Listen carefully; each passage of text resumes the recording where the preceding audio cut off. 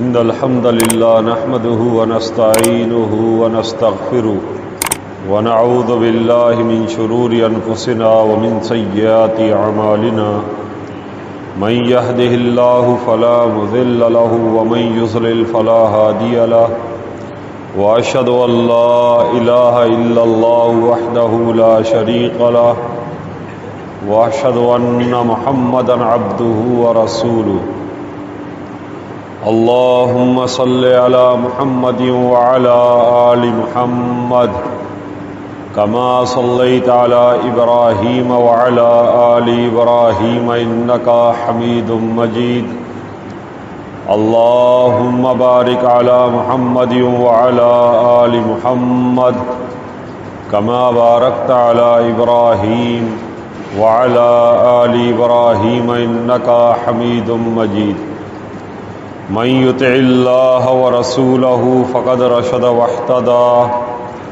ومن يعص الله ورسوله فقد ضل وغوى أما بعد فإن خير الحديث كتاب الله وخير الهدي هدي محمد صلى الله عليه وسلم وشر الأمور محدثاتها وكل محدثة بدعة وكل بدعة ضلالة وكل ضلالة في النار أعوذ بالله من الشيطان الرجيم بسم الله الرحمن الرحيم ولقد بعثنا في كل أمة رسولا أن اعبدوا الله واجتنبوا الطاغوت رب اشرح لي صدري ويسر لي أمري واحلل عقدة من لساني يفقهوا قولي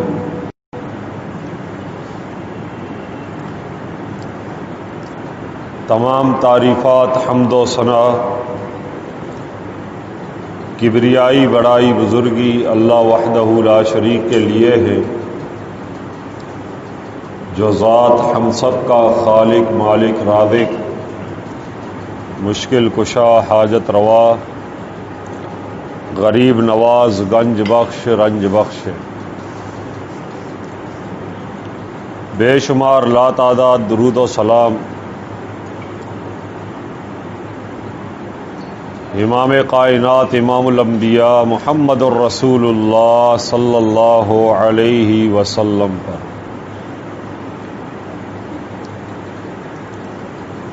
مختصر حمد و ثنا کے بعد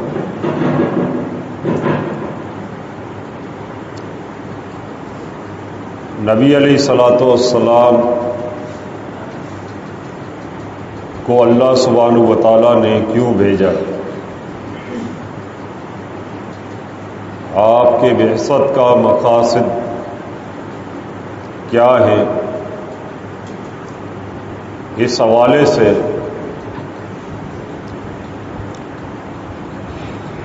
میں آج خطاب کروں گا اس دعا کے ساتھ اللہ سبحانہ و تعالی ہم سب کو قرآن حدیث سننے سمجھنے اور عمل کرنے کی توفیق عطا فرمائے۔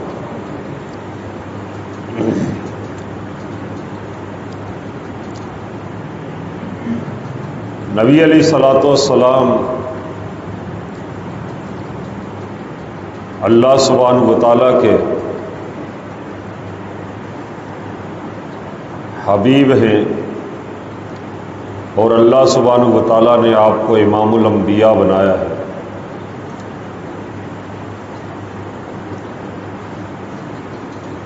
شان مقام عظمت کو اللہ سبحانہ و تعالیٰ نے اور نبی علیہ الصلاۃ والسلام نے حدیث میں بیان فرمایا ہے۔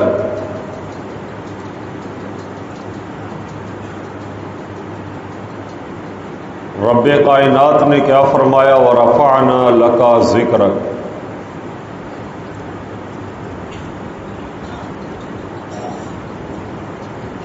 اے میرے حبیب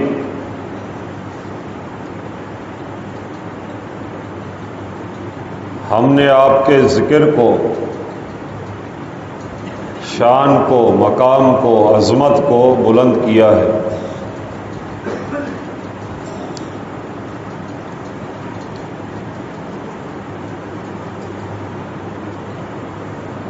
اور آپ سنتے رہتے ہیں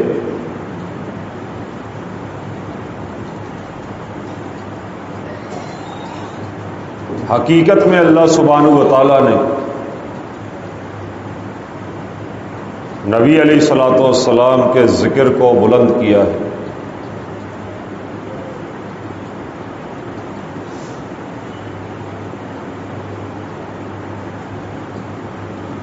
اذان میں، نماز میں،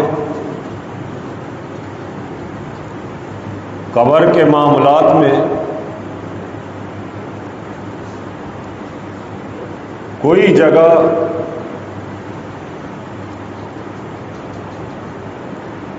قرآن مجید میں یا حدیث میں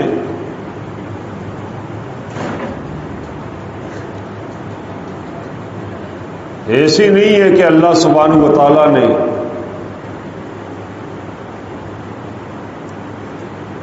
آپ کے ذکر کو بلند نہ کیا ہو۔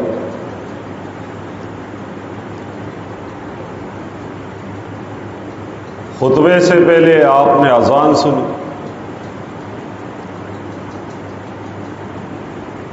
اذان میں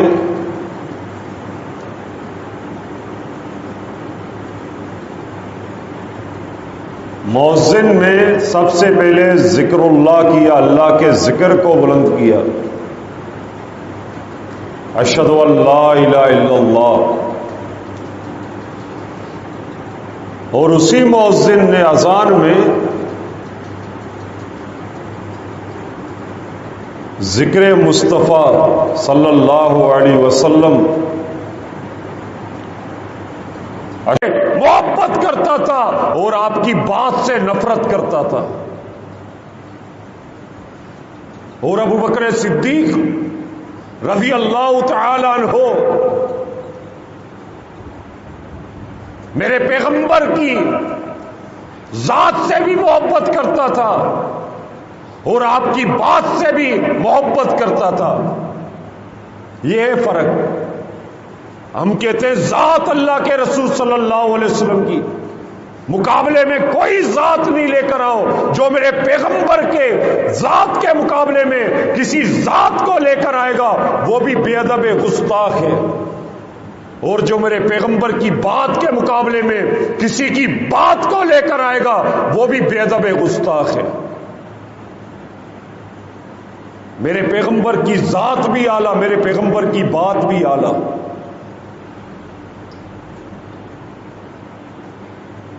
مقصد کو سمجھے، کیوں بھیجا، آپ آئے کیوں، اللہ نے مبعوث کیوں کیا؟ کہ آپ کے چلنے کی تعریف کی جائے، بیٹھنے کی تعریف کی جائے، زلفوں کی تعریف کی جائے؟ اللہ کی قسم صحابہ اکرام تعریف کرتے تھے۔ حسان بن ثابت کیا کہنے لگا؟ خلقت مبرأ من کل عیب کأنک قد خلقت کما تشاء۔ اے اللہ کے حبیب صلی اللہ علیہ وسلم، اللہ تعالیٰ نے آپ کو اس طرح پیدا کیا، اس طرح بنایا، گویا آپ اللہ سبحانہ و تعالیٰ کے سامنے بیٹھے ہوئے تھے اور اللہ سبحانہ و تعالیٰ کو بتا رہے تھے مجھے اس طرح سے بنا۔ من کل عیب، کوئی عیب نہیں، کوئی نقص نہیں۔ کأنک قد خلقت کما تشاء، تعریف کرتے تھے، اور جس مقصد کے لیے آپ تشریف لے کر آئے اس مقصد کے اوپر بھی عمل کرتے تھے۔ یہ خوشی نہیں کہ اللہ کے رسول کے لیے صلی اللہ علیہ وسلم آپ بازار کو بند کر دیں، آگ لگا دیں، اسپتالوں کے سامنے ٹریفک جام کر دیں، یہ کوئی محبت نہیں۔ ایک دن ابو جہل نے نوجوانوں کو جمع کیا کہ فلاں شخص کے گھر میں اونٹنی ذبح ہوئی ہے۔ اس اونٹ کی جتنی غلاظتیں ہیں، اوجڑی ہے، اس کو اٹھا کر لے کر آؤ۔ جب اللہ کے نبی نماز میں ہوں گے، سجدے میں ہوں گے، ہوجڑی کو، غلاظتوں کو اللہ کے رسول صلی اللہ علیہ وسلم کے کندھے کے اوپر رکھ دو۔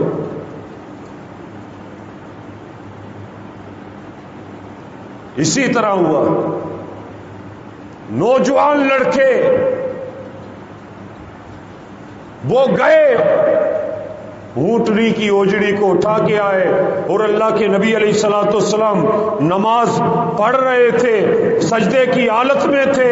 ان نوجوان لڑکوں نے اللہ کے حبیب صلی اللہ علیہ وسلم کے کندھے کے اوپر اوجڑی کو رکھ دیا۔ حضرت فاطمہ رضی اللہ تعالی عنہا آئی، انہوں نے اٹھایا، اور کسی شخص نے جا کر امیر حمزہ رضی اللہ تعالیٰ عنہ کو اطلاع دی، خبر پہنچائی۔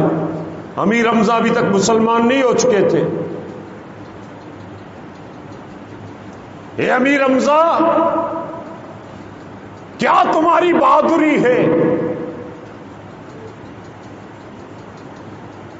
تمہارے بھتیجے کے ساتھ لوگ کیا کر رہے ہیں؟ آپ ان لوگوں کو سمجھاتے نہیں ہو؟ آپ کی طاقت کا کیا فائدہ؟ امیر حمزہ کو غصہ آیا، تلوار کو اٹھایا۔ ابو جہل دار الندوہ میں نوجوانوں کے ساتھ بیٹھا ہوا تھا اور کیکے لگا رہا تھا، آج ہم نے محمد صلی اللہ علیہ وسلم کے ساتھ یہ سلوک کیا۔ امیر حمزہ نے حملہ کیا، تلوار کی دھار کے ساتھ نہیں، دستک کے ساتھ حملہ کیا اور ابو جہل کو زخمی کیا، اور آ کر اللہ کے نبی علیہ الصلوۃ والسلام کو بتایا، بھتیجے، میں نے آج تمہارا بدلہ لے لیا جو انہوں نے تمہارے ساتھ کیا۔ آپ خوش نہیں ہوئے؟ آپ نے کیا فرمایا؟ اے امیر حمزہ، اگر مجھے خوش کرنا چاہتے ہو، اگر تم یہ چاہتے ہو میں تم سے خوش ہو جاؤں، راضی ہو جاؤں، ہے حمزہ پھر پڑھو اشہد ان لا الہ الا اللہ واشہد ان محمد الرسول اللہ۔ اگر مجھے خوش کرنا چاہتے ہو یہ کلمہ پڑھو۔ آپ کے کھانے کا پہلا مقصد بھی یہی ہے، وَلَقَدْ بَعَثْنَا فِي كُلِّ أُمَّةٍ رَسُولًا أَنِ اعْبُدُوا اللَّهَ۔ آپ اس لیے آئے کہ صرف ایک اللہ کی عبادت ہو، اللہ کے سوا جن کے سامنے جھکا جاتا ہے، رکوع کیے جاتے ہیں، سجدے کیے جاتے ہیں، جانور ذبح کیا جاتا ہے، اس دنیا کے لوگ غیر اللہ کی عبادت سے ہٹ جائیں اور ایک اللہ کی عبادت کریں۔ یہ مقصد مقام مصطفیٰ صلی اللہ علیہ وسلم وہ کیا ہے؟ وَرَفَعْنَا لَكَ ذِكْرَكَ۔ مقام مصطفیٰ کیا ہے؟ ہم نے آپ کو رحمت بنا کر بھیجا، یہ مقام۔ اور پیغام کیا ہے؟ قولوا لا الہ الا اللہ، یہ پیغام۔ اللہ کے نبی علیہ الصلوۃ والسلام کی مقام شان کو بھی مانو اور آپ کے پیغام کو بھی مانو۔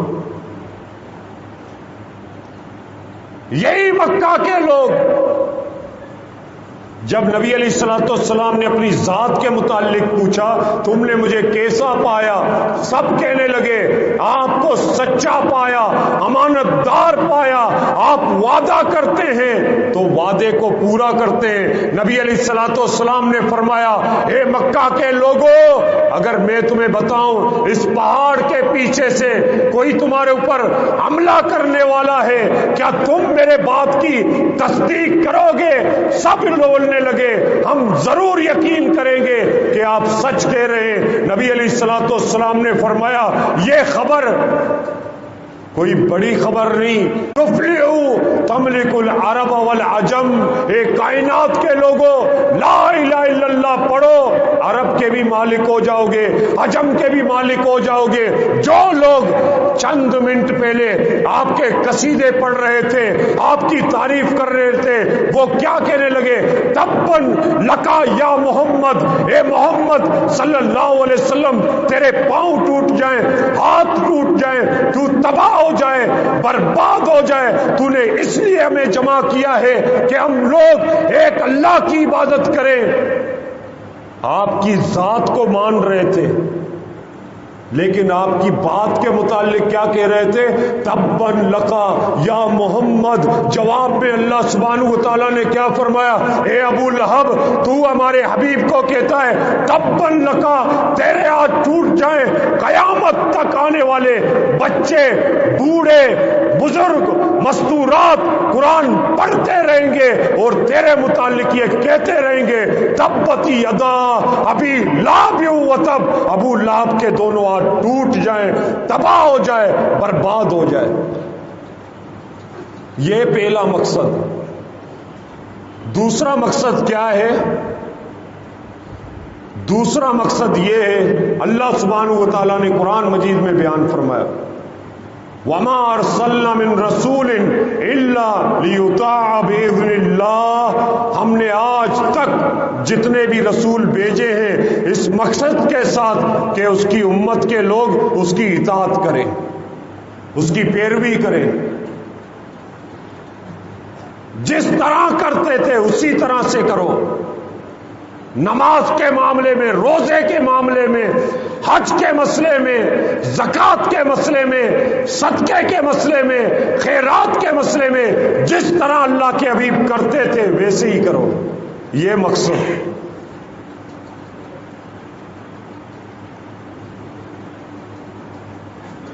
اور بھی مقاصد بہت زیادہ ہیں اللہ کے رسول صلی اللہ علیہ وسلم کے، لیکن بنیادی مقصد پھر ہرقل والی حدیث کی طرف آپ آئیں۔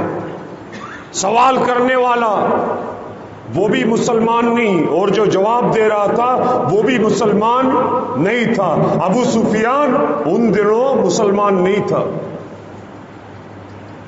ابو جہل اور ہرقل پریشان ہوا، اے ابو سفیان میں نے تم سے سوال کیا اس کے اخلاق کے متعلق، تم نے کہا عمدہ اخلاق کا مالک ہے، میں نے یہ سوال کیا آج تک اس نے جھوٹ تو نہیں بولا؟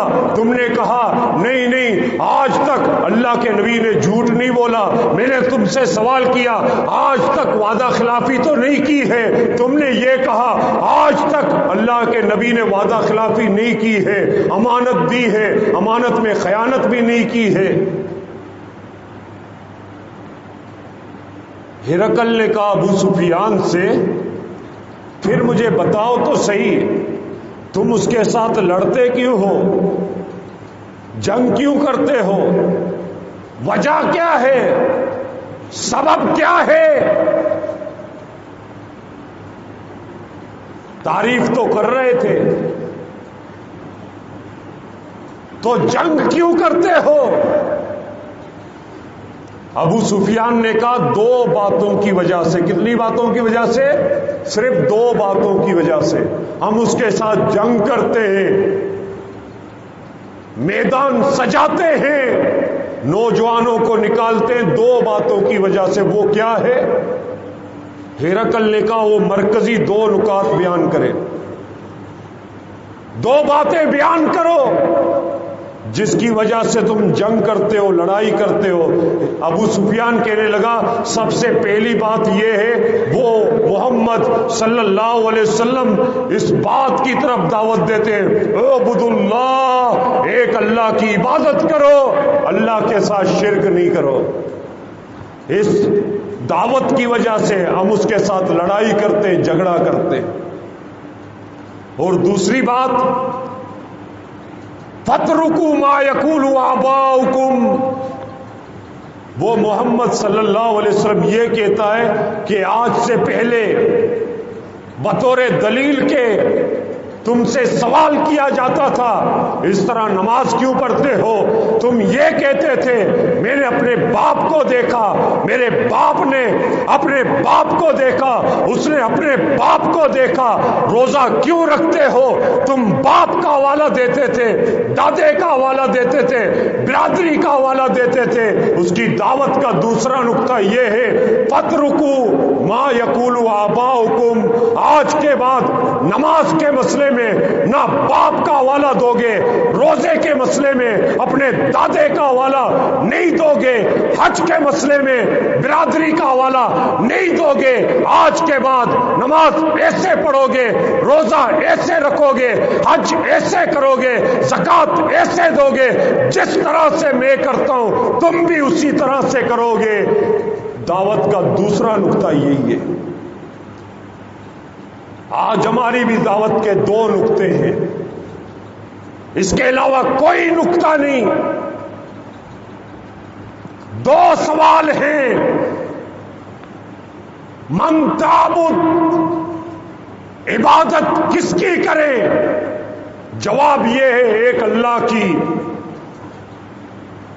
اور دوسرا سوال یہ کیف تعبد، عبادت کیسے کرے؟ جس طرح اللہ کے نبی کرتے تھے اسی طرح سے کرو۔ اور یہی دو نکات ہیں ابو سفیان نے ہرقل کے سامنے بیان کیے۔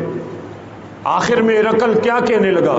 آج مسلمان پوری سرزمین میں ذلیل ہیں، پوری سرزمین میں کوئی ایک ایسا ملک نہیں جس میں مسلمان اپنی طاقت کی زور پہ بات کر سکے۔